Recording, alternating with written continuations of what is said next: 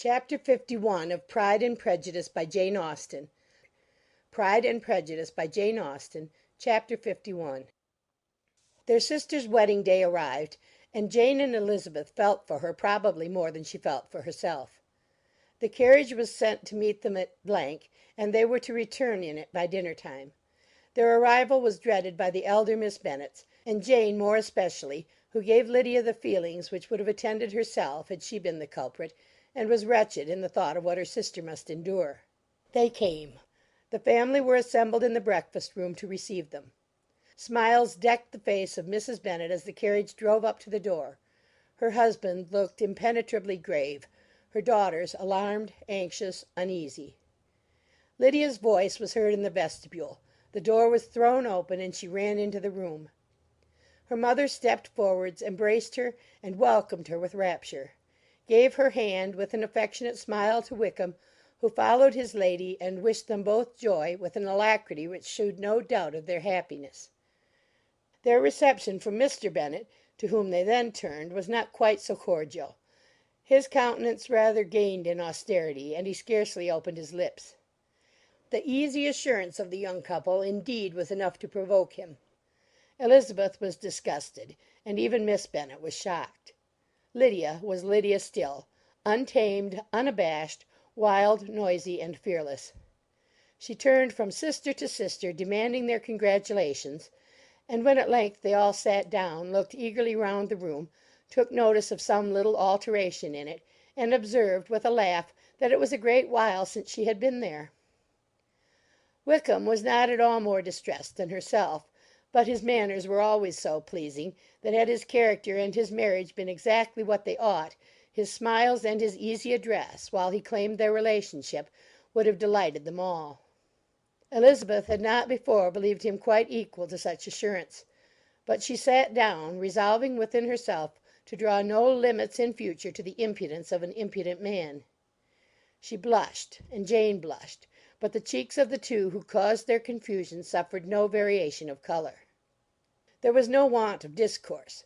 The bride and her mother could neither of them talk fast enough; and Wickham, who happened to sit near Elizabeth, began inquiring after his acquaintance in that neighbourhood with a good-humoured ease which she felt very unable to equal in her replies.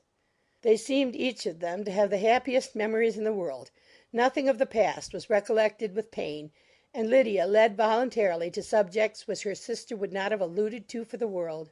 "Only think of it being 3 months," she cried, "since I went away! It seems but a fortnight, I declare, and yet there have been things enough happened in the time. Good gracious! When I went away, I am sure I had no more idea of being married till I came back again, though I thought it would be very good fun if I was." Her father lifted up his eyes. Jane was distressed. Elizabeth looked expressively at Lydia; but she, who never heard nor saw anything of which she chose to be insensible, gaily continued: "Oh, mamma, do the people hereabouts know I am married to-day? I was afraid they might not, and we overtook William Golding in his curricle, so I was determined he should know it, and so I let down the side glass next to him, and took off my glove, and let my hand just rest upon the window frame, so that he might see the ring, and then I bowed and smiled like anything." Elizabeth could bear it no longer. She got up and ran out of the room, and returned no more till she heard them passing through the hall to the dining parlour. She then joined them soon enough to see Lydia, with anxious parade, walk up to her mother's right hand, and hear her say to her eldest sister: "Ah, Jane, I take your place now, and you must go lower, because I am a married woman." It was not to be supposed that time would give Lydia that embarrassment from which she had been so wholly free at first. Her ease and good spirits increased. She longed to see Mrs. Phillips, the Lucases, and all their other neighbours, and to hear herself called Mrs. Wickham by each of them. And in the meantime she went after dinner to show her ring, and boast of being married, to Mrs. Hill and the 2 housemaids. "Well, mamma," said she, when they were all returned to the breakfast room, "and what do you think of my husband? Is he not a charming man? I am sure my sisters must all envy me. I only hope they may have half my good luck. They must all go to Brighton. That is the place to get husbands. What a pity it is, mamma, we did not all go." Very true, and if I had my will we should.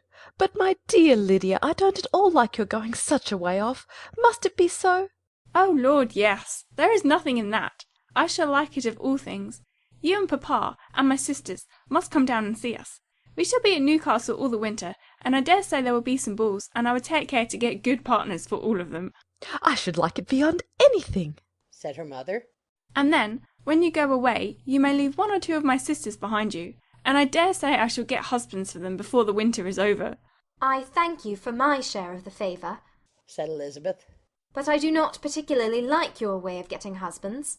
Their visitors were not to remain above 10 days with them. Mr. Wickham had received his commission before he left London, and he was to join his regiment at the end of a fortnight.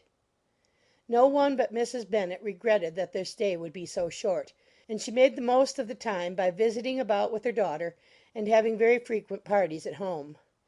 These parties were acceptable to all. To avoid a family circle was even more desirable to such as did think than such as did not. Wickham's affection for Lydia was just what Elizabeth had expected to find it, not equal to Lydia's for him. She had scarcely needed her present observation to be satisfied, from the reason of things, that their elopement had been brought on by the strength of her love rather than by his, and she would have wondered why, without violently caring for her, he chose to elope with her at all, had she not felt certain that his flight was rendered necessary by distress of circumstances. And if that were the case, he was not the young man to resist an opportunity of having a companion. Lydia was exceedingly fond of him. He was her dear Wickham on every occasion. No one was to be put in competition with him. He did everything best in the world, and she was sure he would kill more birds on the 1st of September than anybody else in the country. One morning, soon after their arrival, as she was sitting with her two elder sisters, she said to Elizabeth, Lizzie, I never gave you an account of my wedding, I believe. You were not by when I told mamma and the others about it. Are you not curious to hear how it was managed? No, really, replied Elizabeth. I think there cannot be too little said on the subject. La, you are so strange. But I must tell you how it went off. We were married, you know, at St. Clement's, because Wickham's lodgings were in that parish, and it was settled that we should all be there by 11 o'clock. My uncle and aunt and I were to go together, and the others were to meet us at the church. Well, Monday morning came, and I was in such a fuss. I was so afraid, you know, that something would happen to put it off, and then I should have gone quite distracted.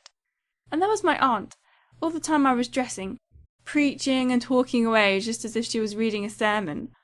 However, I did not hear above 1 word in 10, for I was thinking, you may suppose, of my dear Wickham. I longed to know whether he would be married in his blue coat. Well, and so we breakfasted at 10 as usual.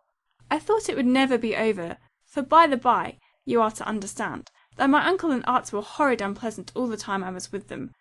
If you'll believe me, I did not once put my foot out of doors, though I was there a fortnight, not one party or scheme or anything.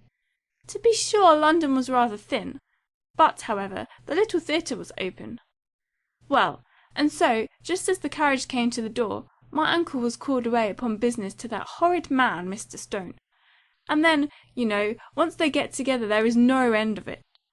Well, I was so frightened I did not know what to do, for my uncle was to give me away, and if we were beyond the hour we could not be married all day. But luckily he came back again in 10 minutes' time, and then we all set out. However, I recollected afterwards that if he had been prevented going, the wedding need not be put off, for Mr. Darcy might have done as well. Mr. Darcy? Repeated Elizabeth in utter amazement. Oh, yes, he was to come there with Wickham, you know. But gracious me, I quite forgot. I ought not to have said a word about it. I promised them so faithfully. What will Wickham say? It was to be such a secret.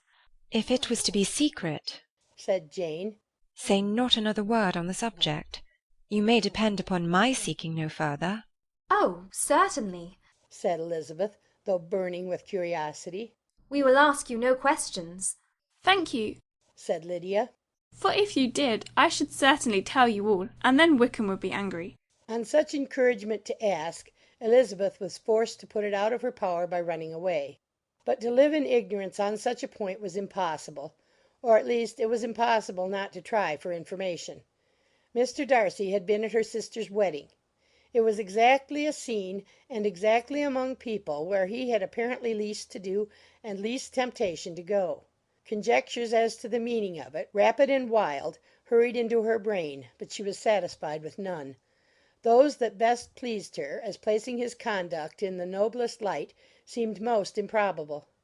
She could not bear such suspense, and hastily seizing a sheet of paper, wrote a short letter to her aunt to request an explanation of what Lydia had dropped, if it were compatible with the secrecy which had been intended. You may readily comprehend, she added, what my curiosity must be to know how a person unconnected with any of us, and, comparatively speaking, a stranger to our family, should have been amongst you at such a time. Pray write instantly and let me understand it, unless it is, for very cogent reasons, to remain in the secrecy which Lydia seems to think necessary, and then I must endeavour to be satisfied with ignorance. Not that I shall, though, she added to herself as she finished the letter. And, my dear aunt, if you do not tell me in an honourable manner, I shall certainly be reduced to tricks and stratagems to find it out. Jane's delicate sense of honour would not allow her to speak to Elizabeth privately of what Lydia had let fall. Elizabeth was glad of it. Till it appeared whether her inquiries would receive any satisfaction, she had rather be without a confidant. Chapter 52.